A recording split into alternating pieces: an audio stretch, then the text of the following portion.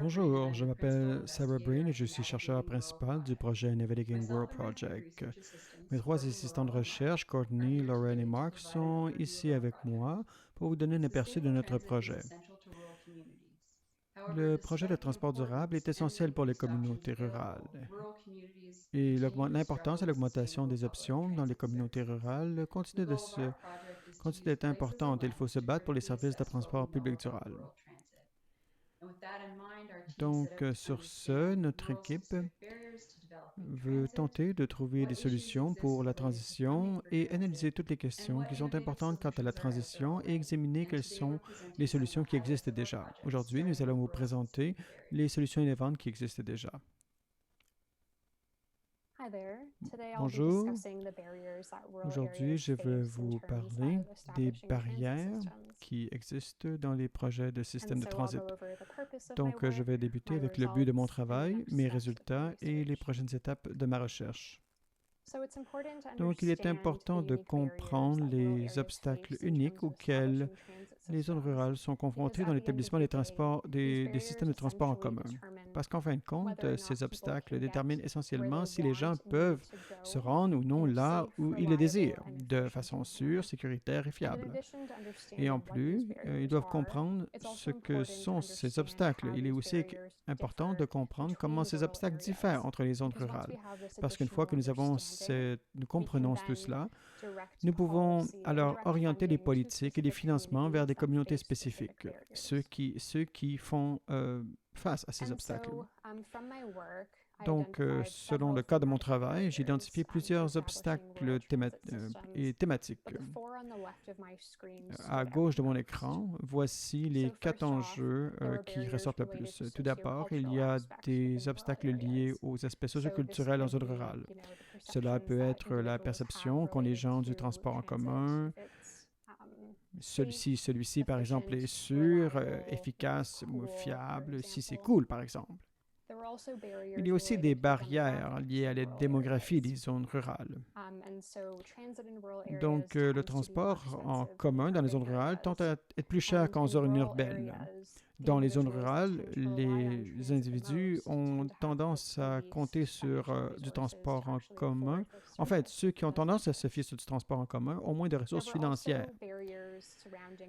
Il y a aussi l'établissement d'obstacles à des structures de gouvernance, qu'il s'agisse du fournisseur de services de transport ou du gouvernement local. Il y a enfin un manque de ressources pour fournir réellement des services de transport en commun. Ça peut être des manques de ressources financières ou humaines pour fournir un service. Et enfin, il y a aussi des obstacles environnementaux dans les zones rurales. Lorsque vous servez des modèles d'éléments dans les zones rurales, on a tendance à voir les différents types d'utilisation des terres. Par exemple, votre maison a tendance d'être éloignée de l'endroit où vous faites vos courses. Ces distances entre les lieux font augmenter les coûts des systèmes de transport en commun. Donc, l'étape logique suivante, c'est de comprendre quelles sont ces barrières et voir quelles sont les différences entre les zones rurales et les zones urbaines et en avoir une compréhension. Donc, j'ai trouvé quelques barrières préliminaires basées sur le lieu. La première, pour comprendre le type de rôle dont nous parlons. Alors, par ici, dans un comté en Ontario, il y a des obstacles très différents que, par exemple, à Whitehorse au Yukon. Un autre obstacle lié sont les politiques de la région. Donc, si, par exemple, une région rurale plus à droite politiquement ne serait peut-être pas enclin à augmenter les taxes pour fournir un service de transport en commun. Il y a aussi d'autres obstacles qu'on peut prendre en compte. Donc, c'est pour ça que les prochaines étapes de ma recherche ont été faites dans le but d'approfondir les obstacles liés au lieu afin que nous puissions avoir une compréhension approfondie des types d'obstacles spécifiques auxquels les zones rurales sont confrontées en termes d'établissement de services de tramway. Lorsque, vous savez, parfois, on a tendance à croire que lorsqu'on a vu une communauté rurale, on les a toutes vues. On a tendance à penser qu'elles sont toutes pareilles. Mais en fait, la politique de transport doit répondre en fonction du lieu aux spécificités des municipalités rurales confrontées à toutes ces multiplicités d'obstacles. Je cède maintenant la parole à Laura. Merci. Bonjour à tous. Mon rôle dans ce projet est d'identifier des programmes existants à travers le Canada, des programmes qui ont réussi à soutenir les systèmes de transport en commun dans les communautés rurales, ainsi qu'à identifier les obstacles spécifiques aux zones rurales et les lacunes dans les programmes de soutien qui les empêchent d'accéder à des fonds de soutien existants pour le transport en commun. Donc, pour ce faire, j'ai d'abord créé une liste de programmes de transport en commun qui présentent toutes les qualités requises pour être inclus dans notre recherche. Ensuite, je l'ai mis dans un programme. Ce programme, ce logiciel plutôt, s'appelle Vivo. En l'utilisant, j'ai pu faire une analyse quantitative du programme renforcée. J'ai mis les principaux obstacles, j'ai fait des groupes de thèmes communs. Ainsi, les recherches ont été faites, les variables de nos recherches plutôt ont été faites avec des Canadiens dans les zones rurales. Donc, mon analyse m'a permis de constater que les deux principaux obstacles à l'obtention de fonds pour les communautés rurales étaient, un, le manque d'information et deux, l'absence de considération morale dans les programmes de financement. Donc, il est extrêmement difficile de trouver des informations sur la façon de faire une demande de financement. Il est extrêmement difficile de trouver de l'information sur la façon de faire une demande de financement et beaucoup des programmes existants n'ont pas d'informations accessibles aux personnes ordinaires pour savoir comment faire une demande. Dans les petites communautés, comme dans les communautés rurales, qui n'ont pas de personnel qualifié expérimenté dans la gestion des subventions, des prêts, des programmes de financement, on peut rater les opportunités d'obtenir des fonds. Cela pourrait soutenir les communautés ainsi que les systèmes de transport en commun. Et puis ensuite, il y a le deuxième obstacle principal que j'ai trouvé, c'est qu'il y a un manque de considération dans les zones rurales dont la population est inférieure à 25 000 habitants, sont souvent surpassés par les grandes municipalités et les communautés qui utiliseront les services de transport en commun. Ils sont plus souvent capables d'obtenir un meilleur revenu pour les systèmes de transport. Donc, beaucoup de petites communautés se perdent au profit des grandes communautés simplement à cause de la concurrence et des ressources que la province doit distribuer. Donc, voici un arbre hiérarchique montrant les différents problèmes que j'ai trouvés, les plus courants.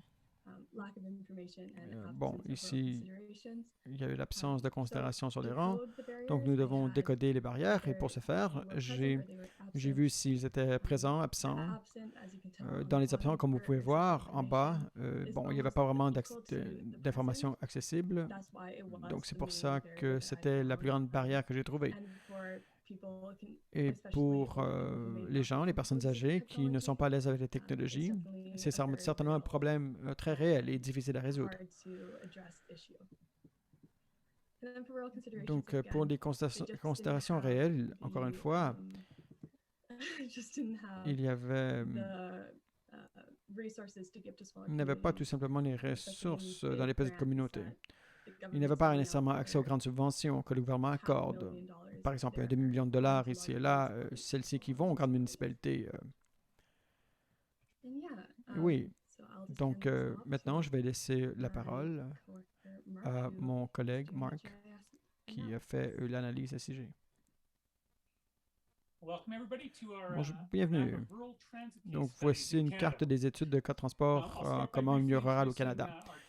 Je vais commencer par présenter brièvement nos données. Ensuite, je vais faire un tour rapide de certaines couches que nous avons produites, ainsi que des cas innovants spécifiques que nous avons trouvés assez intéressants.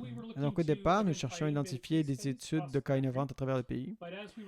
Mais au fur et à mesure que nous recueillions des données, nous avons réalisé que les systèmes de transport en commun ruraux plus traditionnels et leur emplacement s'étaient développés et nous avons... Donc, voici une liste qui n'est pas nécessairement exhaustive, mais elle donne au moins une bonne idée de l'emplacement des études de cas et de la littérature qui s'y rapporte. Donc, la première couche que nous pouvons voir ici sur la carte Ce sont les systèmes de transport traditionnels en vert foncé. Notre liste plus petite en vert clair. Voici celle que nous avons fait une étude approfondie. Le bleu à l'arrière-plan, et c'est la densité de population. Puis la couleur foncée, c'est là où la population est plus dense. Donc, il y a trois choses à noter ici. La première, c'est l'absence de système de transport en commun plus traditionnel dans les problèmes de l'Atlantique, ce qui est intéressant. Ensuite, la deuxième, c'est la densité plus élevée et les systèmes de transport ruraux en proximité dans les centres urbains dans le sud de l'Ontario et le sud du Québec. Et enfin, regardez ici la concentration en Colombie-Britannique, probablement due à la présence de BC Transit, qui est c'est une tendance que nous avons vue dans une autre couche au fur et à mesure où nous progressons. Ensuite, la deuxième couche que nous allons examiner, c'est le transit. Et cette couche a été codée en couleur en fonction du type de transport en commun prédominant dans la région. Et cela peut être une route plus fixe, ça pourrait être... Bon, mais il y a trois zones que voudrais parler ici. La première, c'est la diversité des types de transport dans le sud de l'Ontario. Il n'y a pas seulement un système de transport en commun dominant.